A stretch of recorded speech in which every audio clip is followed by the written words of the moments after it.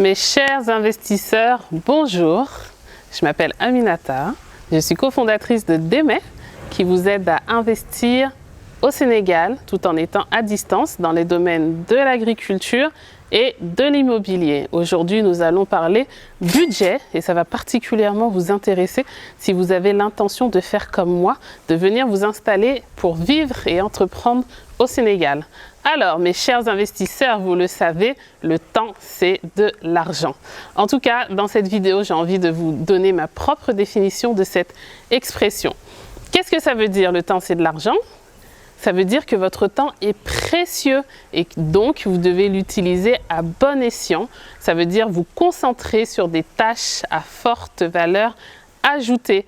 Pour cela, qu'est-ce qu'il faut faire? Il faut déléguer. Et déléguer, c'est un mot que j'aime bien, tant dans la vie professionnelle que dans la vie personnelle. C'est important de déléguer.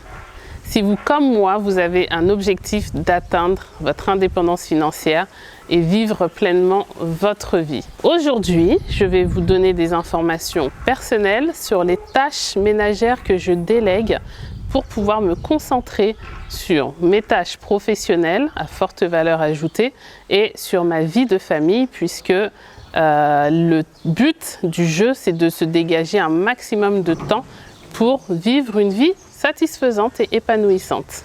Alors du coup, c'est vrai qu'un des avantages de la vie au Sénégal, c'est que on peut déléguer beaucoup de tâches ménagères. Ça coûte moins cher qu'en France, bien qu'en France quand même, je déléguais le ménage. C'est-à-dire que je prenais une femme de ménage 2 heures par semaine pour me soulager et pour ne pas passer tous mes week-ends à faire le ménage.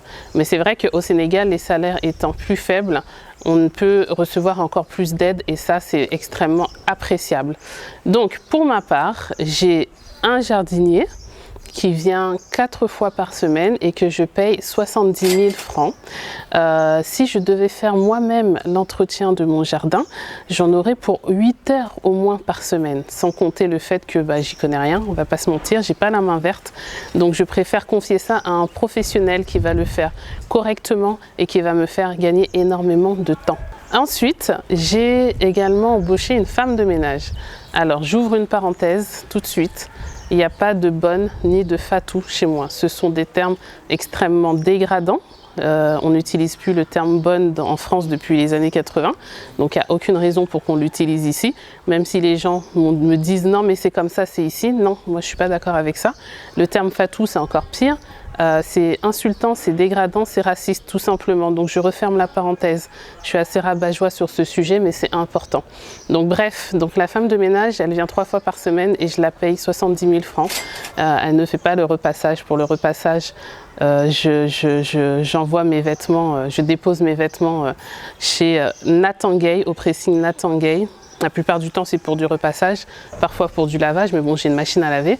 Et voilà, j'aime bien récupérer mes vêtements, ils sentent bon, ils sont propres, ils sont repassés, ils sont sur un cintre. Et c'est nickel, c'est un gain de temps aussi assez extraordinaire pour moi.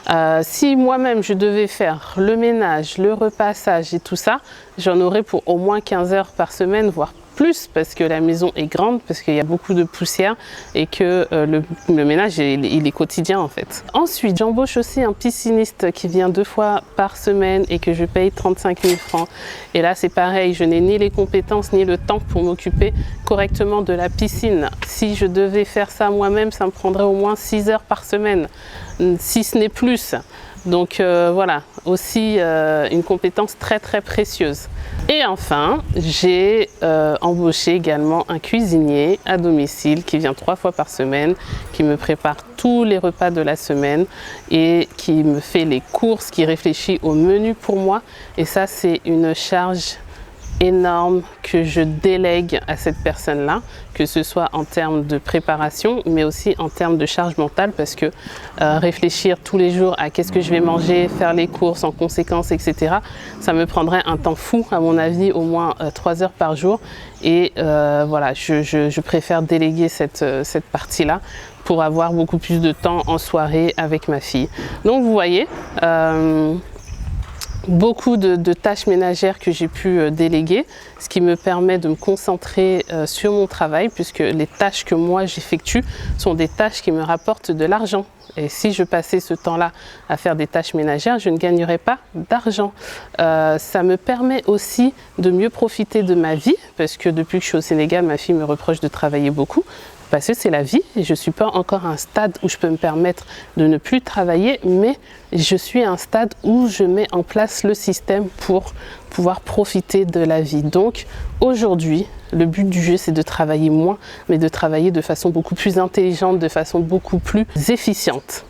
Donc pour ces personnes que j'emploie et à qui je délègue mes tâches ménagères, ma philosophie c'est généralement de payer ce qu'on me demande tant que c'est pas abusif, parce que je considère que leur travail est extrêmement important pour moi. On est dans le respect mutuel, franchement je m'entends bien avec tout le monde.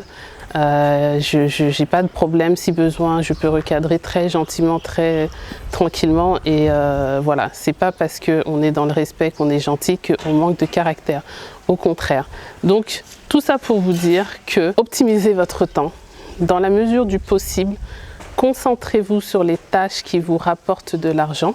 Bon, tout n'est pas une question d'argent, c'est aussi une question de profiter de la vie et de travailler moins mais mieux. C'est vrai que moi j'ai beaucoup d'activités professionnelles. Il y a Démé, il y a Sensali, il y a le club d'investisseuses maintenant, le mastermind 100% féminin. Et tout ça, ça me prend beaucoup de temps.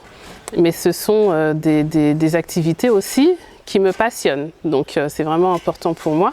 Et au-delà de ça, j'ai aussi des associations. Là, je ne gagne pas d'argent quand je donne mon temps pour des associations. Mais par contre, je grandis parce que voilà, ça touche à mes valeurs. Et ça, c'est également très important de faire des activités épanouissantes, que ce soit dans le domaine associatif, dans le domaine culturel, dans le domaine sportif, etc. On est là pour aussi profiter de notre vie tant qu'on est sur Terre. Donc voilà pour ma part, pour l'interprétation de ce fameux proverbe, le temps c'est de l'argent. Dites-moi en commentaire quelle est votre conception et dites-moi pour les Sénégalais ou pour ceux qui sont venus s'installer, eh ben, combien ça vous coûte de déléguer vos tâches ménagères à du personnel de maison, puisque j'ai pas de nounou, j'ai pas de gardien par exemple. Donc voilà, racontez-moi tout ça en commentaire. On se retrouve sur les réseaux sociaux, sur Instagram, sur Facebook. On se retrouve également sur notre site internet demegroup.com. Inscrivez-vous à la newsletter pour recevoir les informations. Et bien sûr sur notre chaîne YouTube. Abonnez-vous et activez les notifications. À bientôt!